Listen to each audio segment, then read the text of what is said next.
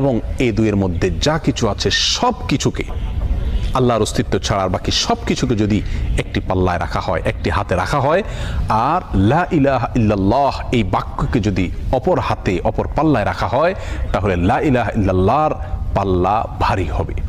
এত ওয়েটফুল এই আমল, এত ওজনী এই আমল, এই জিকির।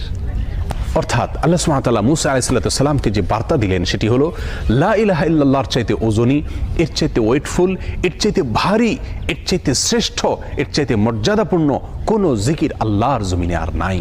প্রিয় বন্ধুগণ, মুসা আলাইহিস সালামের জন্য সবচেয়ে স্পেশাল দোয়া হিসাবে, সবচেয়ে স্পেশাল জিকির হিসাবে আল্লাহ সুবহানাহু ওয়া তাআলা যে দোয়াটি নির্বাচন করলেন, যেটাকে সবচাইতে ওজনী আমল হিসাবে আল্লাহ সুবহানাহু ওয়া তাআলা স্পষ্টভাবে ব্যক্ত করলেন, সেটি হলো লা ইলাহা ইল্লাল্লাহ। অথচ এই লা ইলাহা ইল্লাল্লাহ এটাকে আমরা খুব সাধারণ একটি জিকির মনে করি, খুব সাধারণ একটি দোয়া মনে করি, আমরা বিশেষ আমল খুঁজে বেড়াই।